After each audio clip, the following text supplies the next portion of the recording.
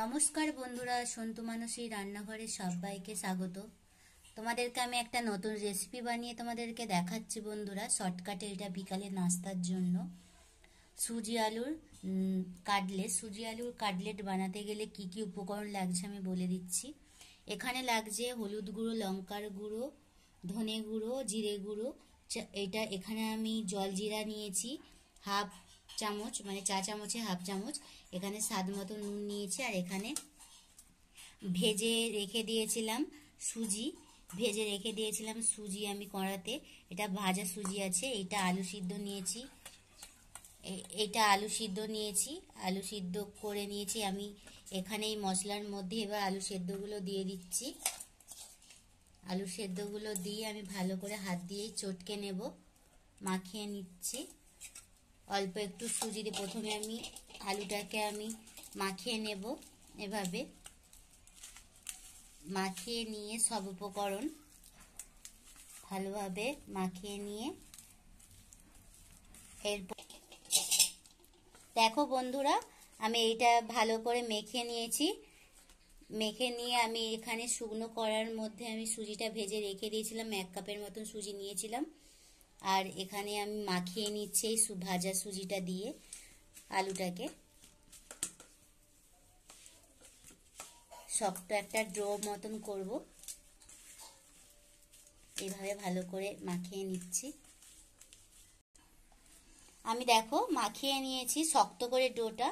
আমার হাতে একটুকু জোড়াচ্ছে না, পরিষ্কার একদম এরকম গোল হয়ে যাচ্ছে। এরকম ডোটা তৈরি করতে হবে। আমি শেপ করে নিচ্ছি ডোটার। অল্প অল্প আমি একটু হাত দিয়ে আমি এই তেলোতে আমি ঘুরিয়ে দিচ্ছি।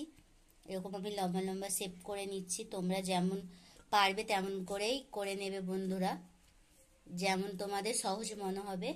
আমি এইভাবে সহজ মনে হচ্ছে আমি করে নিচ্ছি আমার পছন্দের মতন।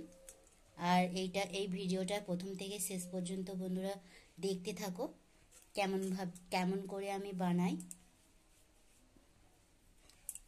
সবগুলো বানিয়ে নিয়ে তোমাদেরকে দেখাচ্ছি। দেখো বন্ধুরা, আমি সবগুলো একই শেপে করে নিয়েছি। আমি এবার তোমাদেরকে ডিপ ফ্রাই করে দেখাচ্ছি। এখানে আমি গ্যাসটা অন করে দিয়েছি। এবার তেলটা গরম হয়ে গেলে কড়ার মধ্যে আমি সাদা তেল দিয়ে দিয়েছি। গরম হয়ে গেলে আমি এবার ডিপ ফ্রাই করে নেব। এখনো গরম হচ্ছে তেলটা, হালকা তেলটা গরম হয়ে গেছে। আমি এবার এটা ছেড়ে দিচ্ছি।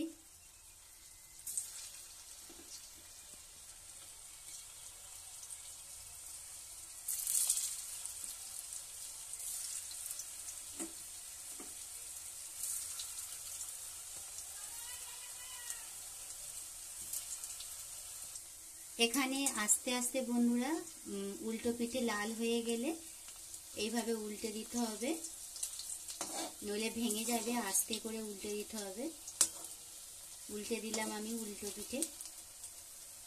হয়ে গেছে, আমি এবার নামিয়ে, আমার ভাজা হয়ে গেছে লাল লাল করে। আমি এবার নামিয়ে নিচ্ছি কড়া থেকে। আমি সবগুলো ভেজে নিচ্ছি। ভেজে নিয়ে তোমাদেরকে দেখাচ্ছি কেমন হয়েছে। কত কম সময়ে একটা বিকালের নাস্তা বন্ধুরা আমি তৈরি করে নিলাম। বাচ্চাদেরকে এটা বানিয়ে খাবে। আর এটা খেতে টক ঝাল মিষ্টি হয়। আর এই ভিডিওটা লাইক কমেন্ট শেয়ার করতে বন্ধুরা ভুলবেন না। অবশ্যই সাবস্ক্রাইব করে দেবে বন্ধুরা, প্লিজ প্লিজ বন্ধুরা। আমি এখানে এই ভিডিওটা শেষ করছি।